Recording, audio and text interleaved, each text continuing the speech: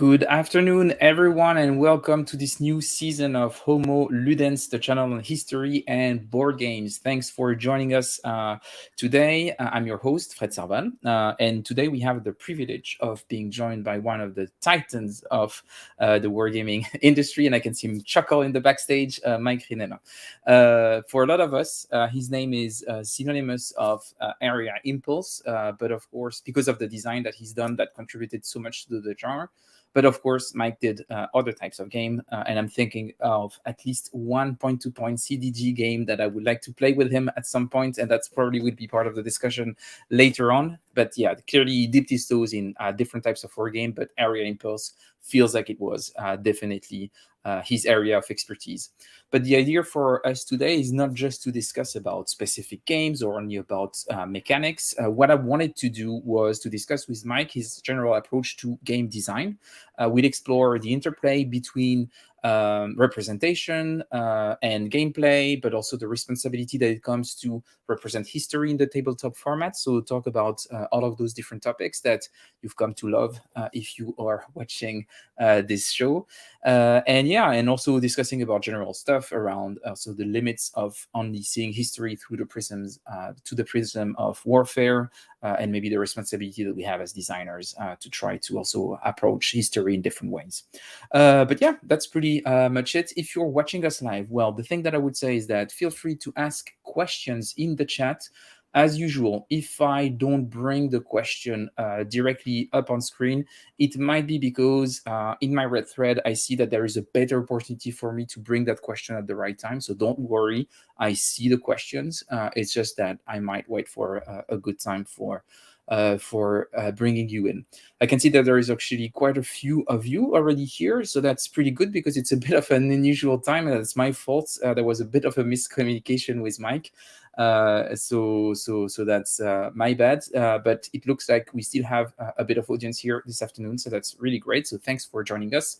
I can see that you're here, Mike. That's really cool. Pierre is here also, and we have the legendary Niels Johansson here, so that's pretty awesome. Thanks, Niels. Remember that you need to tell me what games I can buy from you from your amazing collection. I said yes to a lot of things, but now I need to know where do I need to send money, how do I pick them up, and all this. I'm super excited. Niels has this amazing collection, and he's trying to make space, and he keeps posting on our Discord server some amazing pictures of really old, very cool, old school war game that gets me super excited. Anyway, which reminds me, Discord. I always forget. If you like what we do on the show, remember to subscribe. Obviously, the other thing that I would say is that you can support the show by donating on Ko-fi. I certainly forgot to add the Ko-fi link in the description, but someone might put it in the chat if they are so willing. That would be very helpful, and I will add it in the description afterwards. You can donate, and that will give you access to the Discord server, the Homo Ludens Discord server. Very nice community. We are almost 100, so getting pretty close to our 100th member. So if you are member number 100, you'll get a special gift probably. So join us. And what we do over there is quite fun. We talk about war games, we talk about history, and we have every month le Club de Jeu, where we play together, we learn and play together a game. And this month we're playing Salerno 43 by Mike Simonich. And hey, Enrique. I guess now it's time for me to bring up Mike Rinella. Hey, Michael. Thanks for joining us today. How are you doing? I'm good. Thank you. Yeah, sorry for the very long intro. I had a lot to say because it was the summer break, so we had a bit of a gap in between the two seasons, and you're the first show of the new season. So thanks for taking the time. Really appreciate it. I would like actually to do a small shout out to Revolution Games because they are the ones who put us in contact. I really appreciate the support on this. And it's always nice when you have a publisher that's helping content creator, either by sending review copies or putting us in contact with designers. It's always super helpful. It's not always the case. And yeah, Revolution Games, awesome people, really super friendly and super helpful. So that's really, really, really good. But yeah, so thanks for being here. I'm wondering, maybe before I go straight into the heavy questions around design and everything, maybe I would like to ask you if you could introduce yourself beyond wargaming, because we know that I guess almost no one is actually living from the wargame industry, so we all have side jobs. And I was Yes. wondering, so what do you do, Michael? Where do you speak from? What's your do outside of Well, working? I got a doctorate in political science in the 1990s. Could never find a job teaching, so I went into book publishing, and I currently am a senior editor at a university press for the state of New York. And I acquire books, sign authors to contracts, break hearts. So you are involved in academia. You kept that contact, even if you didn't manage to find a position as a teacher. You kept that contact with academia. Yes. Yeah. And what was your PhD in political science? What was the topic? Political philosophy. My dissertation was a very unusual dissertation that took years to write on Plato and ancient Athenian drug culture. That sounds awesome. It's like Yeah, it's been published as a book, and it actually still sells, which is unlike most people's revised dissertations. They sell a few copies and then never sell again. But yeah, no, it does pretty well. yeah, it's Lexington pretty. Books. I've never. Yeah, I would be actually curious to Yep. have a read of that. Yeah. The title is Pharmacon. Okay, good. I will ask probably for some more reference afterwards, after our chat, because I'm very curious about that. I think it's a great topic. Anyway, Yep. but talking about this background in political science and the PhD, how do you feel like it had an impact on the way you make war games today, or in the last 20 years? Well, I mean, being around books so much certainly, it keeps me active and looking for new things and doing research online. And my editor at one of my publishers, I've written my own books, and he said I'm like an online detective, that I find stuff that he can't believe I dug up. So do you feel that it has mostly an impact on the way you approach research, or your capability of doing like high level or academic level of research for your Yeah, gaming I mean, design? I don't know. I mean, I think that my game design sort of was a segue from being an avid game player, and just like many game players, I often would say, I wish the game was like this. I wish they had done that. And you get to a point where you say, well, why don't I try to design my own game? And I probably should have thought twice before doing it, but here I am and still doing it. So how did it all started? What was the foundational frustration that led you to come to the conclusion that you have to do a game about that thing because you were so frustrated about the games that you were playing about it? I don't know if it was frustration. I mean, like many people back in the 1980s, we all played Axis and Allies, and we were all so critical of it that it didn't model World War II warfare good enough. And like, what if you just did this? What if you included this? And it just sort of blossomed from there. We were all creating variants of Axis and Allies, and this was decades before all these variations, Axis and Allies Europe, Axis and Allies Pacific. We did this like decades before, who was it, Hasbro ever did any of that. So that sort of is what got me in the direction of designing stuff. Do you still play Axis and Allies, or that's No, no? Yeah. not really. No. Can we agree that it's not a great game? Because Well, I mean, I remember playing Axis and Allies Europe and thought it was awful. Um, I thought it was worse than Axis and Allies. But I mean, yeah, I mean, this is one of the things is like, as you become more and more of a designer, you have less and less time, I think, to really play games anymore. I just, all my time is so caught up in play testing my own designs, maybe occasionally giving feedback to Revolution Games on some of their designs, that I just don't have time to like even sit down. The game that I used to play all the time, Breakout Normandy, the Avalon Hill game. I mean, I used to play that all the time. I haven't played it in 8 years now. It's just don't have the time for it.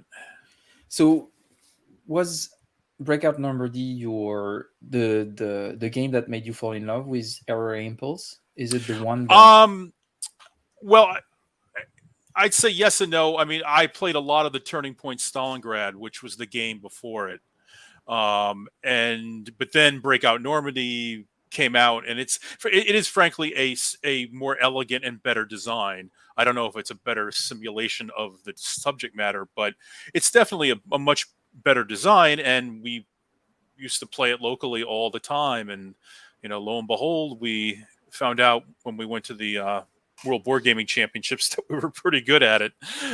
So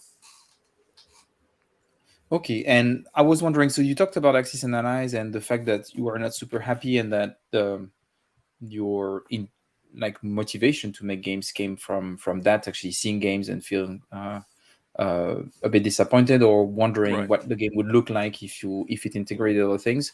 Do you have in your in your work actually a design that is your answer to Axis and Allies? Because I don't think about one. All of yours are more operational or tactical. There is Right. no No, something that no. is quite strategic. One of my very first designs was like an Eastern Front version using basically the Axis and Allies engine. And it actually wasn't bad, but Avalon Hill looked at it and passed on it. So it is no more. I still have the prototype, but it's Maybe it could be picked up one day. Who knows? I'm just I'm putting it out there. There is this. Well, you see, this is one of the things about designing. I mean, I often tell people it's a lot like the music industry, because first you have to learn how to play the instrument competently before anybody's going to be thinking about paying you. And then often when people do learn to play their instruments competently, they play cover tunes. And my first designs were what I call my cover tunes. Monty's Gamble and Shifting Sands, the card-driven game. Those are really cover tunes of another popular design. They're very well done, but they're really not what I would call, stamped with originality.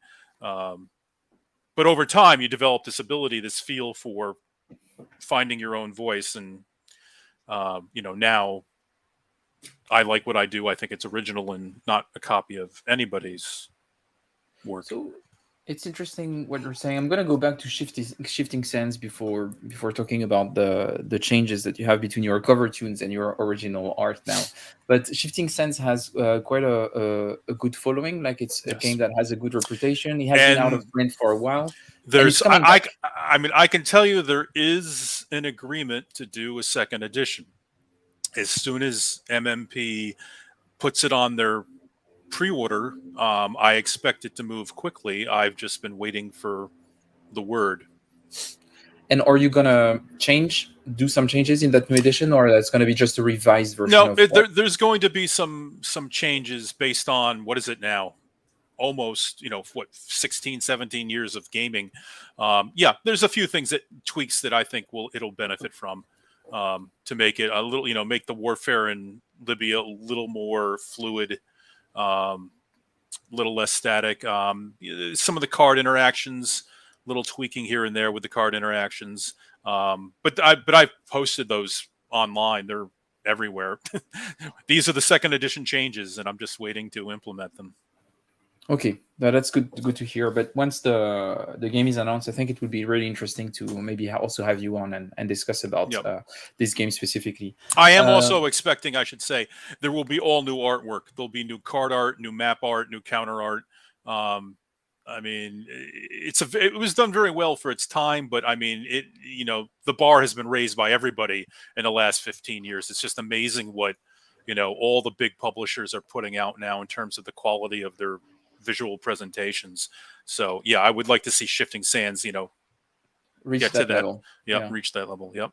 Is there specific games that you have in mind that you've been particularly struck by in terms of the quality of graphics, of user experience? God, I mean, there's just so much great work being done. I mean, so many of the GMT designs look fantastic. Compass Games has done some fantastic stuff. I mean, I think we're doing pretty darn good at Revolution Games / Take Game Designs, because all of my games that you see on the Revolution Game website are co-published with my own company. Everyone seems to overlook that, think they're Revolution games only, but they're co-published. And do you release other designs than your own? I still do a little freelance work, mainly with Against the Odds magazine. Hmm. They're going to be bringing out my solitaire, the German city Aachen. I'm probably pronouncing that wrong, but that'll be coming out like in the next couple of months. It uses the same solitaire system as the Stalingrad Advance to the Volga game. Okay. But yeah, I think we have we talked a bit about how you got into gaming. We talked a bit about some of your games. I would like to go back to maybe more the foundational stuff, and I wanted to um, talk about research. It's something that we talked a bit at the beginning of our discussion, Right. and I was curious about what's your initial research phase process. How do you approach it when you are starting working on a new design? How do you Yeah. decide which source to rely on? Like what's the process for you working on the Yeah, I mean, I wish I could say I had this like system down, but I really don't. It's very fluid and chaotic, and what do you want to call it? Ad libbed. How do I approach? I mean, at this point, I mean, now that I've designed so many games, I get to what I call the eureka moment, and I basically like the Stalingrad game that just came out. I literally saw the map on an archive, online archive. I saw the map and I saw the entire game in my mind at that moment. I said that map adapted to the Islands of the Damned. What's the Utmost Savagery game? That will work. And at that point, I mean, I've read about Stalingrad for years and years and years. More obscure battles like the Manila game, which is actually going to be our next solitaire game. I mean, Manila, I did not know anything about. I found another great map for it, and I said, this will work. But now I'm going to need to pick up some books, and you just order a bunch of books. You go online, you can find all these wonderful original after action reports and unit histories. There's websites devoted to like one of the divisions that was fought in Manila, so you can go right there for more information. There's just so much online you can dig up now, and that's people have said that I'm like a detective, that I just find these amazing online archives and resources. I mean, not just like the Library of Congress or something like, or National Archives, but just these little obscure corners of the internet, and you find like an old army manual for armored car doctrine in the Philippines, and you're like, oh wow, this looks good, I better check this out. So yeah, it's like a filtering in of online and sources, books that I just order on that topic. But in terms of like linking that to the design of the game, it's funny because my first games that got published, I put so much time and effort into learning so much about it that you got to the point you would start to lose what is it, the forest for the trees for the forest. You really need to basically know when to cut things off and just design the game. There's only if you keep reading more and more sources, you keep thinking, well, I'll include this, I'll include this, I'll include this, and you get a game that, like people say, is fiddly because it's got too many little pieces in it. My games really don't tend to get accused of being fiddly. My designs and my rules have gotten shorter and more streamlined over the years because, I mean, frankly, they're easier to play and they're also easier to play test. I try to design all my games now with, to be playable in like a 2 to 3 hour window. So that means that when I play test it, we know we can get a whole game in. We don't have to set it up and leave it set up, and then weeks later we go back and what was I doing? It makes playtesting much more part of the machinery. We can say, yep, here it is. Here are the rules. Here's I try to keep the components to a minimum. One decent sized map, one counter sheet. It makes it very easy to set up, break down. So, and that all again makes playtesting, I think, better. So you really think a lot about like a focus on on a fluid gameplay, a game that can be played more than get lost into the into the historical fidelity part, then how do you manage to still craft a narrative? Because you have all those researchers, all those things that you want people to understand. How do you make sure that the gameplay still makes this shine? How do you like create the space for this historical narrative? I like to say my games are, the footprint and the rules are small, but the flavor is large. You try to give the game a lot of historical flavor, and I think that the recent games that we've put out, Revolution Games and myself, have done very well with that. We've done we did Stalingrad as a solitaire game, but we've done 2-player Corregidor, 2-player Eris, 2-player Battle Axe, Operation Battle Axe. I mean, and all those games are very small, very playable, very easy to learn. People say that my games are the great introduction if you want to eventually play games like Breakout Normandy or even Monty's Gamble, because those two games are both very similar, and they are kind of a heavy lift in terms of rules. I think they're very easy to play once you know the rules, but getting into them is a little more difficult. And so what do you think make those games more approachable? How did you manage to make games that are good introductions to those heavier ones? What is so unique about Operation Battle Axe, for example, in the way you approach the system? Well, I think it's their simplicity. We keep the rule books to about, I think it's 16 pages, and it's got to fit. And if it doesn't, then we say, well, this is interesting. Maybe we'll we'll announce it as an optional rule or something later. But we try to keep the core game as simple as we can. I mean, I guess in terms of that, I mean, I no longer think just as a designer. I mean, I'm a publisher now too. So I'm thinking both in terms of publishing and market and audience as much as I'm thinking about, the game and gamers and that kind of thing.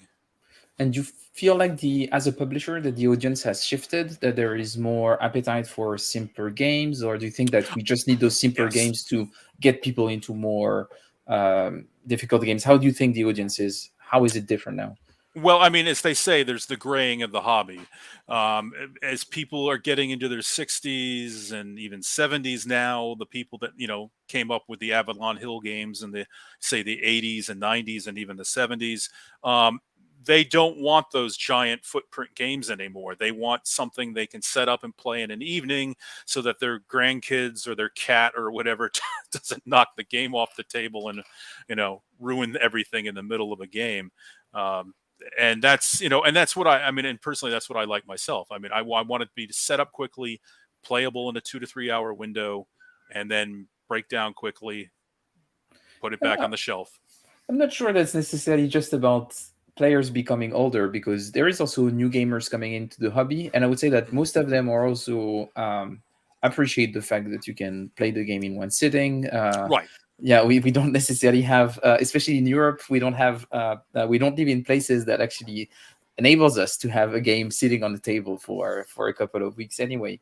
So and new gamers, yes, and I think there's definitely an appeal with new gamers. I mean, I think my smallest, the most critical audience is like that group in the middle, the people that are, frankly, are buying those big, those games with 5 maps and 11 counter sheets and a 110-page rule book. I mean, those people look at my games and they're like, oh, this is this is too simple. I can't, there's not enough here for me.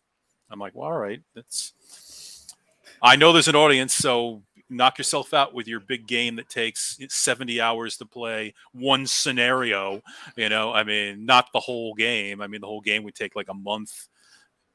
And I mean, we need something for everyone, right? The problem that I have sometimes with those people is that sometimes it feels like publishers and designers making smaller game is taking something away from them. It's like, no, go ahead, just play Pacific War. Like, it's there for you. It's waiting. Well, there's the balancing act. I mean, you can make a game so simple that it has no flavor. It doesn't. You just don't feel you're participating as like a high level commander in that campaign. It could just be anything. It's so bland. So that's the balancing act. I mean, you want it simple and playable, but you want to really give a good feeling of what the historical variables were that the actual participants faced, during that campaign or battle. I mean, I haven't really designed any grand strategic games. I mean, I do like operational or single battle types of games. And I was wondering, so we're talking about the audience, but more generally, over the last 20, 30 years, how do you feel like the hobby has evolved just beyond having maybe simpler, shorter games for entry level? Do you feel like the topics have also changed? Do you feel like there is also different types of people coming in with different perspective? How do you feel like the hobby has Oh, I evolved? mean, it's just the hobby this is the goal. I mean, there was no past golden age. This is the golden age. From topics to variety to, artwork, graphics. It's just incredible what is coming out at this time. I mean, you have like the whole coin sub-series, the counterintelligence kind of games. You have more Euro flavored games. You have, what is it? What's the one set in the Cold War that I'm now forgetting the name of? Twilight Struggle? Twilight Struggle. You have the Twilight Struggle type games, all that have very enthusiastic audiences. I mean, I'm like a niche within a niche. I mean, I'm the successor to the Avalon Hill, 4 games, Storm over Arnhem, Thunder at Casino, Turning Point Stalingrad, Breakout Normandy. I'm sort of like one of the successors to that. There are other designers doing area impulse games, I'm sure. But I just do them almost exclusively. So that's sort of where my name is attached. It's interesting what you're saying, because a lot of times when we talk to I'm blurry, I don't know why, the autofocus is weird. When we talk to players or designers that started their interaction with the hobby in the 80s or the 70s, usually they're really focused on the fact that the golden age was then. It's not that often that we hear someone saying, well, I've been through all those eras, but today, like, the production is massive, the quality is pretty high, there's games on everything. That's really an interesting perspective, and I do agree. Maybe I'm biased because I'm living that. This is also the period that I I'm mean, in. there's all the card-driven games that are still being created. There's just so much variety out there, and like I said, I mean, even like back at in the early 2000s, the games looked really nice. But even over the last 20 years now, they look like they're produced by like one of the absolute big dogs, the Hasbros. Does Milton Bradley still exist? It probably doesn't. But just the stuff that's coming out, it's indistinguishable now from something you would have purchased off a store shelf 20 or 30 years ago. It just looks fantastic. The days of 4-color maps are long gone. And beyond the quality of the production, do you feel like you were talking about the counterinsurgency game and the different types of games? Like, right, do you feel also that the range that is being covered is a lot larger? Yeah, I mean, I think that there's a lot more modern conflicts being covered by certain types of games. And I mean, there's ancients, there's medieval stuff. I mean, I personally don't play any of it. It's not because I detest it. It's just I'm aware of it, and it just as they say, it just doesn't float my boat. I'm really 1861 to 1945 subject matter in terms of my own designing. I mean, I've thought about doing a game on the Battle of Hue. I think that would be a very good solitaire or 2-player area impulse game. It's just I'm going to have to do all the research from scratch because I know nothing really about the battle. I mean, I've read little histories, but not. But even within that period, 1861, 1945, you have different types of warfare. You have diplomatic things at stake. Like, there is a lot of different topics that you could cover, even if that's your area of interest. And you focus really on area impulse, so more operational or just a single battle kind of level. Right. Were you at any point interested in maybe dipping your toes in other areas, trying different approaches, maybe not only do area impulse, but also try a new system? Is there anything that appealed to you at some point during your career or right now? I would say no. Because it's just like learning a new instrument. I mean, if you're a guitarist and now you're being asked to learn how to play drums, that's going to take you years to like really get any good at. So I mean, I would like to do at least one more card-driven game. I mean, it's the problem with card-driven games is you have to have a really good developer working with you, and you have to have a dedicated playtest team to really sound out all of the card interactions, because otherwise the game will be broken within 2 weeks of its release. I mean, we know this has happened in the past to some games. I'm very proud that Shifting Sands has never had that. You know, it's never been broken because of card interactions. Yet, maybe the new edition will, you know?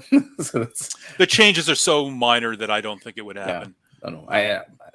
I don't want to jinx it. It was just a but I would not be against doing like a more strategic level game. I'd like to do like a strategic level, say World War II game or even World War I game. I mean, I as much as everybody loves Paths of Glory, I keep thinking I could do that.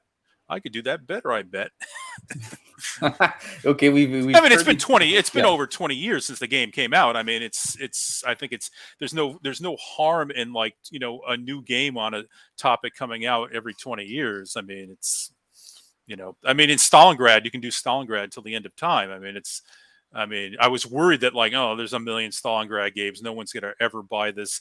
And, you know, but I certainly, you know, rolled the dice with Stalingrad Advance to the Volga, and it's paid off spectacularly. It is my most lucrative game of all, and it's only been out since January.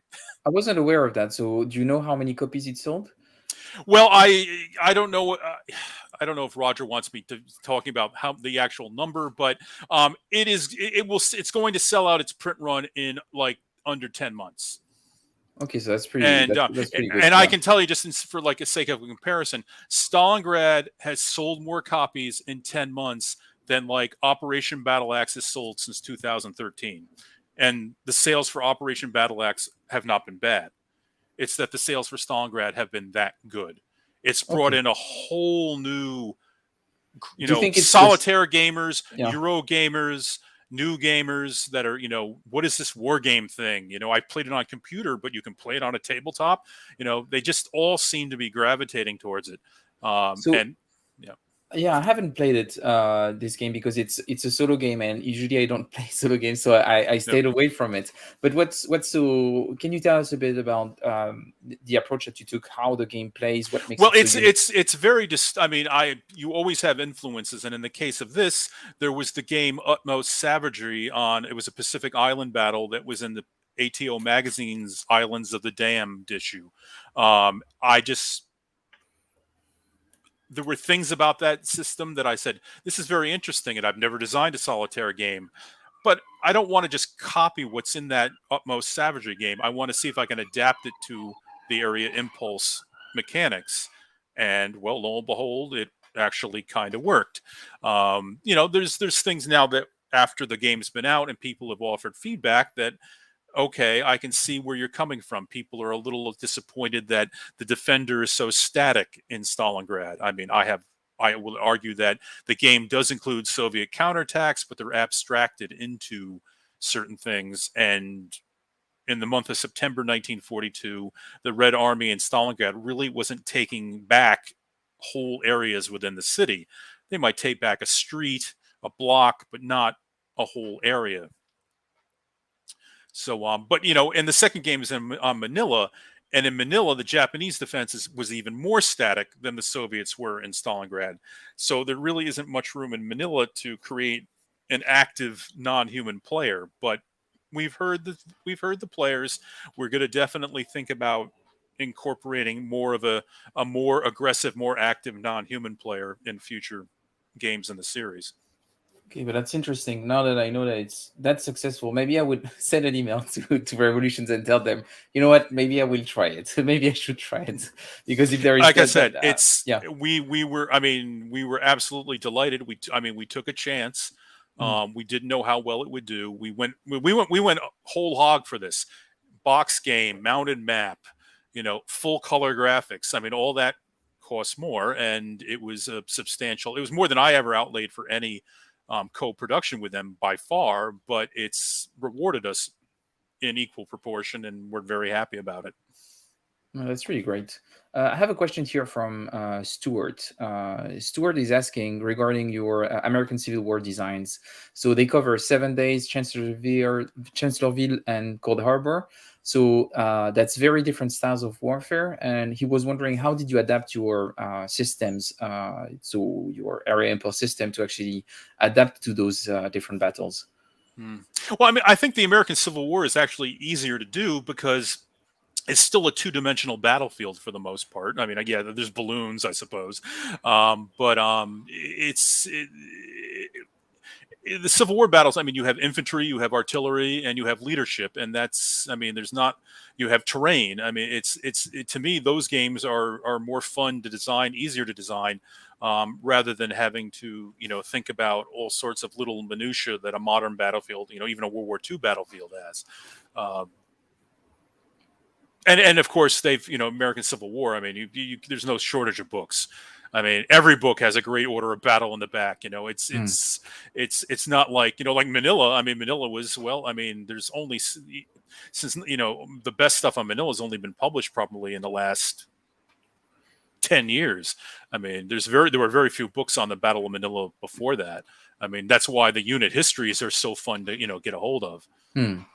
And on that point around American Civil War having a lot of material to make games on and everything, Stuart is actually pointing out that the Cold Harbor battle has rarely been designed. Why did you pick this battle, and what do you think that it doesn't have as many games of covering it? Well, I mean, I hate to say it, but I mean, I designed the Cold Harbor game for Against the Odds magazine. It's supposed to be a situation where one side is, fighting against the odds, or even both sides, I suppose, but definitely one side. And I was just, wow, nobody's done really. I looked up, online. I'm like, there's almost nothing on Cold Harbor. And certainly there's no area impulse games on Cold Harbor. Now, there were some challenges to adapt it. I mean, what we ended up doing was, I believe that the players alternate impulses in Not War But Murder. Instead of like both get an impulse 1, both get an impulse 2, it goes, the Confederates do 1, impulse 1, the Union does 2, Confederate 3, Union 4, because that allowed for the right amount of action to occur each turn, versus too much. Yeah, that's interesting. I wanted to go back to what you were saying earlier. You were talking about the fact that you were learning that instrument and that you were doing some covers in the beginning, and then you started making your own I mean, tunes. there's no question that Monty's Gamble and Shifting Sands are really just covers of Breakout Normandy and Paths of Glory. Yeah, and I was wondering, so how do you feel like you innovated in the area impulse system? So what do you think are your unique approaches that makes the games that you're making today your own tunes and not covers anymore? Yeah, well, it's certainly like the ones that I've co-published with Revolution Games. We've tried introducing some kind of experimentation in every single game. In the Battle Axe game, we had, instead of just having artillery units, we had artillery on call, and you'd have to make a roll, and if you failed the roll, well, your artillery didn't show up for that particular moment, and you're out of luck. Each game had a little something different, and ultimately, by the time I got to the Eris game and then the Corregidor game, I had literally dropped the entire Sunset die roll mechanism entirely, in favor of what we call basically the momentum roll. And that actually, I think, was really a revolutionary step in the development of the system. I don't know if everyone has really picked up on it. We also used it in the Chancellorsville game for Against the Odds magazine, Lee's Greatest Victory, because I thought that was a perfect mechanism for that battle, that you could replicate, the flank march, Jackson's flank march, by you kept making your momentum roll, and you kept taking another impulse, and then suddenly you've got a whole Confederate corps that's moved around your flank, and you're out of luck. So because with the traditional I go, you go, I go, you go of area impulse, you couldn't do that.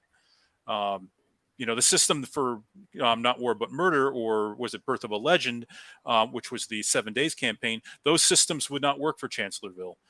So yeah, I'm very proud of that. I think that the momentum mechanism, which is not in any other area impulse games, is really innovative and unique. other games, I had 3 types of weather, just to see Yeah. what the Aerocourt game, has fog, rain, and clear. And so, so I mean, because it was like clearly from reading about the campaign, there was fog, and when the fog burned off, if the weather was clear, you were in big trouble as the German side, because the Allied air power would hammer you. So, Yeah. we've tried to constantly innovate and introduce little things in each game. And regarding those innovations, do you feel, what would you say has been the most maybe challenging historical aspects of the battle that you had to conceptualize in a game?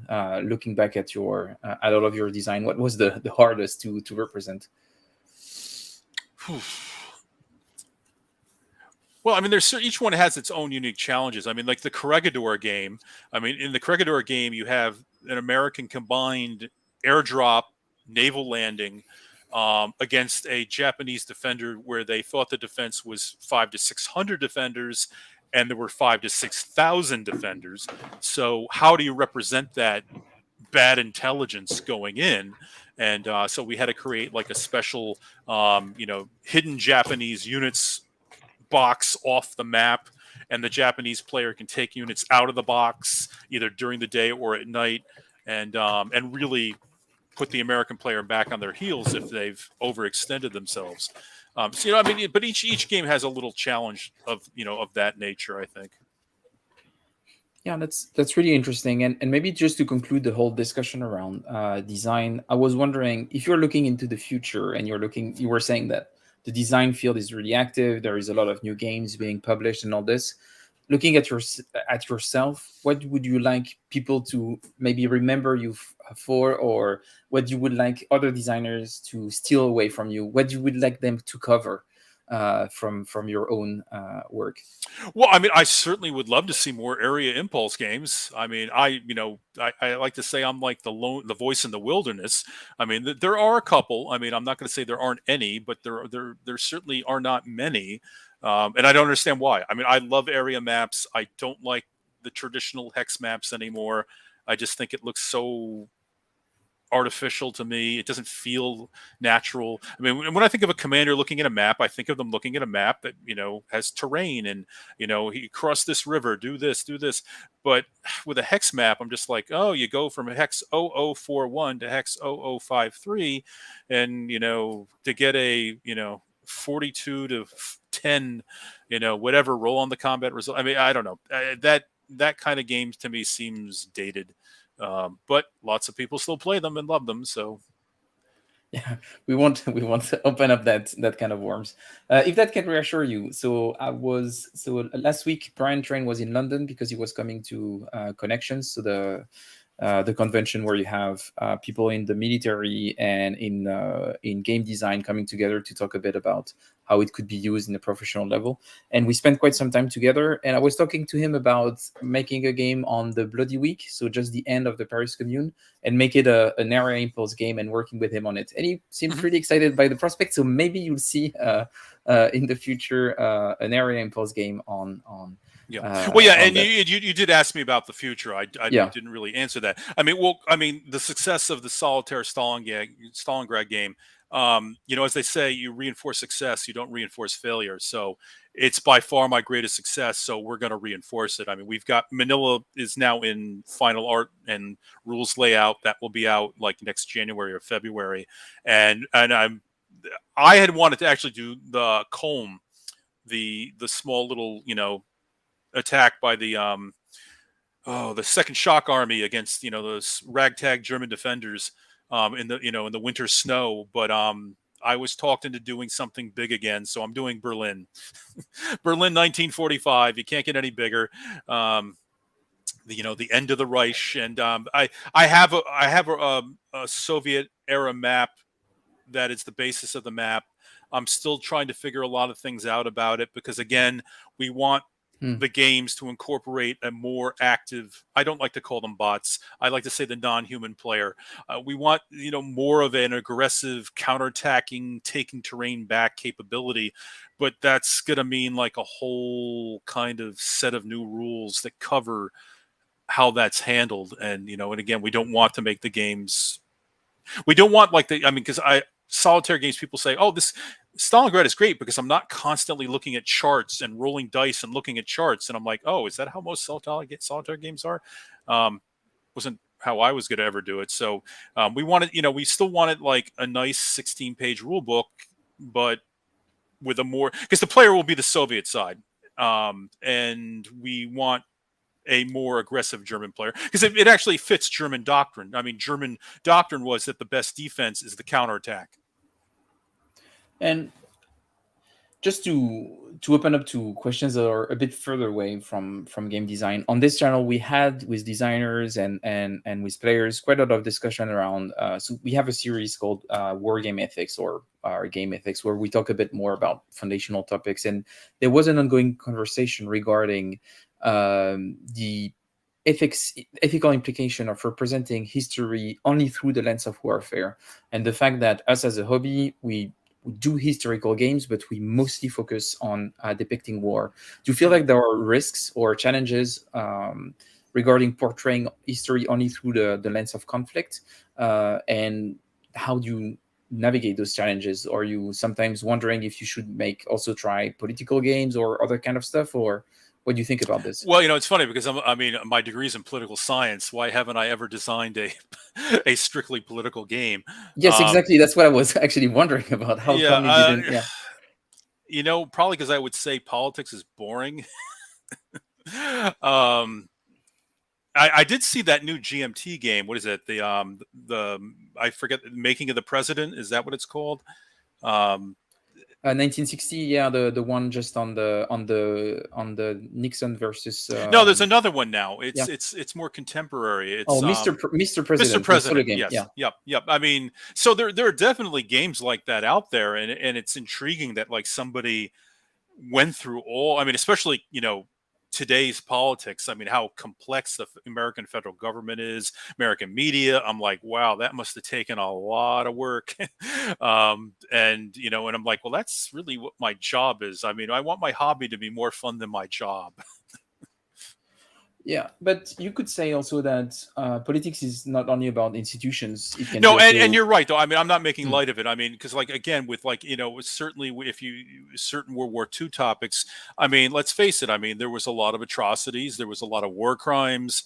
Not that there aren't many conflicts, but I mean, yeah, I mean, there's always that question to come up. I mean, if you're modeling, the Nazi war economy, are you supposed to like really try to include the Holocaust and its strain on German resources? I mean, do you want to do it explicitly, implicitly, ignore it? There's always going to be those kind of questions.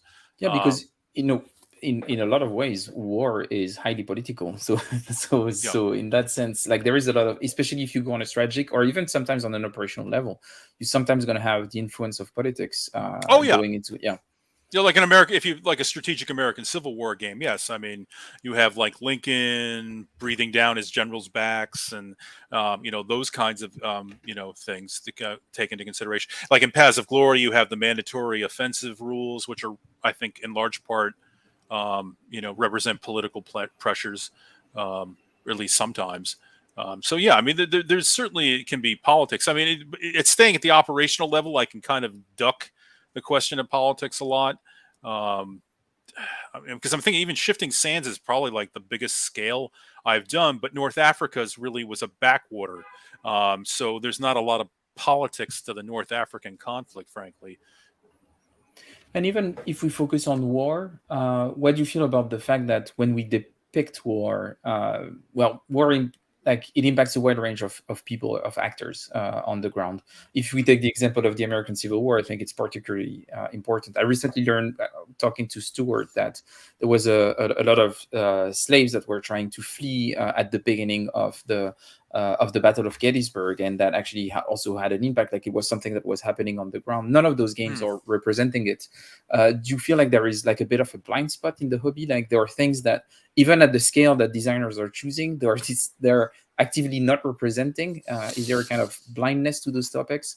I mean, there's always other elements you can include, I suppose, in any conflict simulation game. It's just a question of how does it. I mean, there's the design aspect. I mean, how much does it really impact the campaign you're trying to depict? And on the one hand, and then there's, again, this is a business, and how much is it going to impact marketing? I mean, that's one reason why I would not touch any contemporary. I would not touch any topic. I'm going to say post 1975. There's just there are a lot of emotions, a lot of memories that are still very tightly interwoven. I mean, I've seen people trying to design games on the Ukraine-Russian conflict, which is still in progress.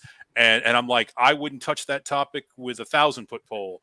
I mean, it's just no. I mean, it's just too, it's too touchy a subject for any number of reasons. I mean, why would you want to try to depict a simulation of something so contemporary? And that's why even some of the coin stuff makes me uneasy. I would not feel comfortable playing a game on the fighting the Shining Path in Peru or whatever. I personally would not touch those topics. Yeah. And actually, there is a game on the Shining Path in Peru that is going to be released because they are doing a new multi-pack. So a multi-pack of 4 mini coin games called Guerrilla Generation, and one of them is actually covering Peru. So that's an interesting mention. But maybe to conclude, I'm going to ask you a couple of weird questions. First of all, we're going to take the question from Michael here that I think is really interesting, and maybe it could be an opening to a future show together. So Michael is asking, he's never played an area impulse game. He plays mostly hex and counter games. Shame on you, right, Michael. Big mistake. Which game would you suggest that he start with? And I guess you might suggest this potentially, but yeah, I'm just wondering. 2-player, I say Operation Battle Axe is a good choice, but if you will learn everything you need to play the 2-player games if you buy Stalingrad and play it solitaire. It's the same game engine, but with a solitaire. There's a non-human opponent, but the way combat is resolved is exactly the same. Attack value versus defense value, attack total versus defense total. You roll 2d6 for both sides in both games. They both have areas. They both have terrain effect modifiers. It's almost identical. But if you don't have an opponent that wants to play an area impulse game, well, get this, buy a solitaire one and try to get them hooked on the solitaire game, and then you can move to the 2-player games. To the fair one. And then the follow-up question to this is: would you be happy to come back on the show for a teach and play of Operation Battle Axe? We don't have to play the full game, just maybe a couple of rounds. Well, the great thing about Operation Battle Axe, I think it's a 3-turn game. Yeah, it's incredibly short.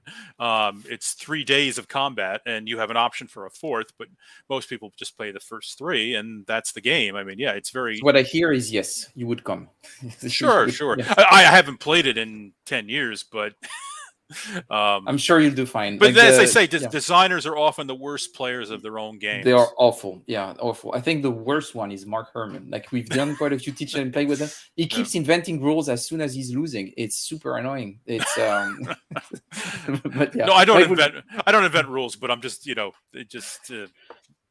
get. I mean, among other things. I mean, because I try to play Breakout Normandy competitively now, and I just get all the rules from my own games, get in my own head, and I'm like, oh, wait a minute, I can't do that in Breakout Normandy. Yeah, that's what he says. He says he gets confused, but he always gets confused in the right direction for some reason. So that's interesting. Anyway, and maybe my last question, actually not maybe, for sure, last question, because we're getting really close to the 1 hour mark. And we talked a bit about this before joining the stream. Mike, what is the design that you're the most ashamed of? Well, as I say, I know what the perfect storm of everything going wrong, and that was the hex-based.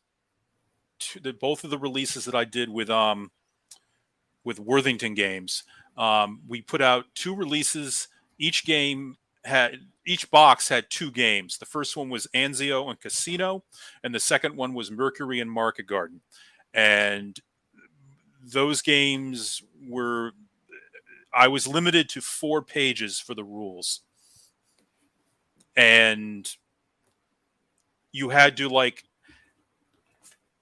word every sentence so perfectly, and you just left stuff out. I mean, it just there were just so many, like, things. Well, what about this?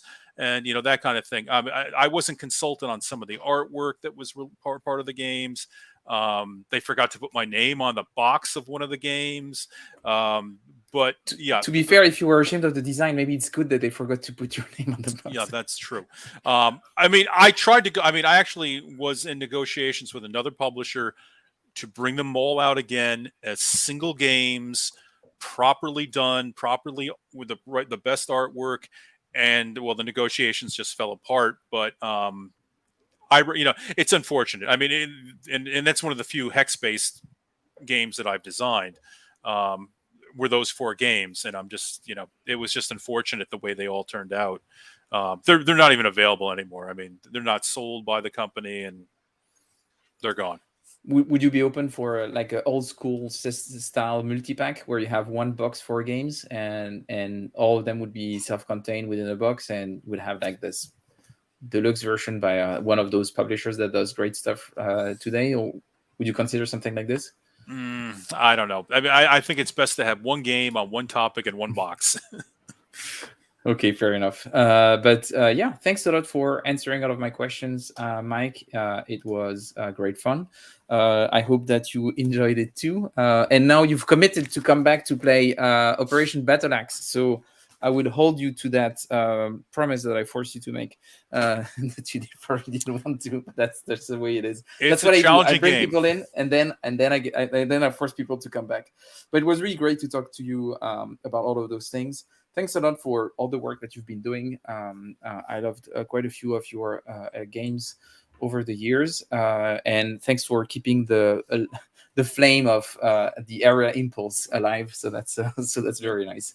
And maybe one day it will come back. Who knows? And maybe this video will inspire some future designers to work on it. But thanks everyone for joining that stream. It was the first stream of the new season of Homo Ludens. Remember to subscribe and support the channel by donating on Ko-fi, and you will join our Discord server.